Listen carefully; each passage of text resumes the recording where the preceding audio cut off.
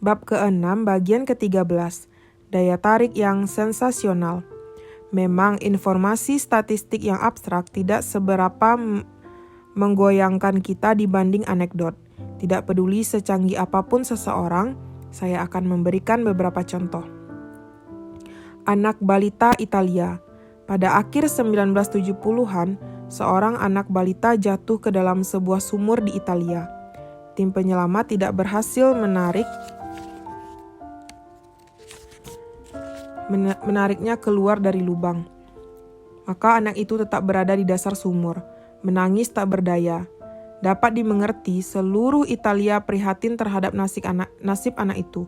Seluruh negeri terus menunggu berita terbaru yang terus disebarluaskan melalui media. Tangis anak itu menorehkan luka yang pedih di hati para petugas penyelamat yang hampir putus asa. Juga di hati para wartawan. Fotonya segera terpampang di majalah-majalah dan koran-koran, dan hampir tak ada yang berjalan di bagian Milan, manapun yang tak diingatkan dengan kecelakaan mengenaskan itu. Sementara itu, perang saudara sedang berkecamuk di Libanon, dengan jeda sesekali. Kendati di negeri sendiri sedang kacau, orang Libanon ikut prihatin terhadap nasib balita tadi. Tidak sampai 8 km dari tempat mereka, banyak orang yang sedang sekarat akibat perang, dan warga kota hidup dalam ancaman bom mobil. Tetapi nasib anak balita itu masih paling populer di kawasan Kristen Beirut. "Lihat betapa lucu anak malang ini," kata seseorang. Dan seluruh kota merasakan kelegaan yang luar biasa ketika akhirnya anak itu dapat diselamatkan. Stalin, yang cukup tahu tentang perkara moralitas, konon berkata, "Seseorang mati adalah sebuah tragedi. Tapi kalau sejuta, itu statistik. Statistik diam 1000 bahasa dalam hati kita." Terorisme menewaskan banyak orang, tetapi pembunuh terbesar tetap bencana alam, yang berperan dalam kematian hampir 13 juta orang setiap tahun. Namun terorisme membangkitkan kemarahan, yang mendorong kita membuat taksiran berlebihan atas kemungkinan serangan teroris susulan, dan bereaksi lebih keras ketika bayangan itu mewujud. Kita merasakan luka mendalam akibat kerusakan buatan manusia, jauh lebih parah ketimbang yang disebabkan oleh alam. Central Park.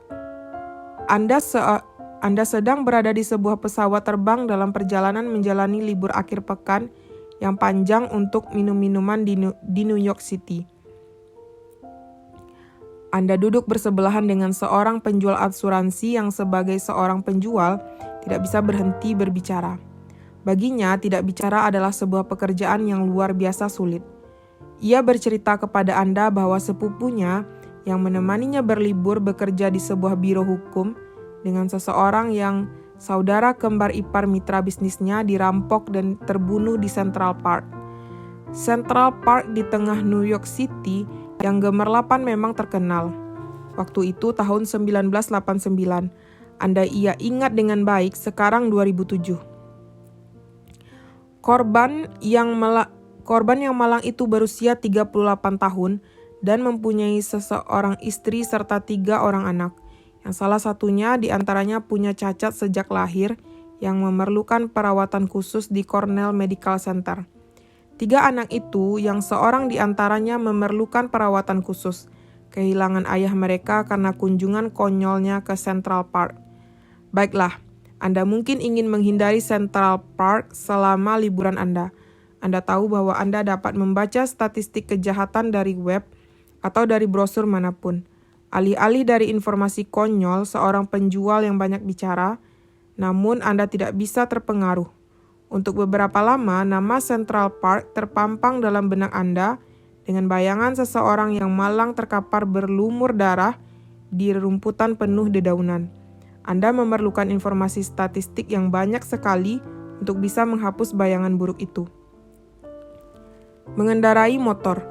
Begitu pula, kematian seorang kenalan dalam sebuah kecelakaan sepeda motor jauh lebih mungkin mempengaruhi sikap Anda terhadap sepeda motor daripada angka dalam analisis statistik.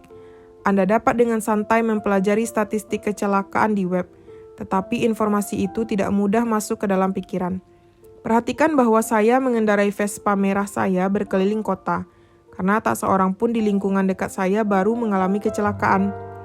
Meskipun saya sadar tentang kemungkinan itu dalam logika, saya tidak bisa menjadi takut karenanya.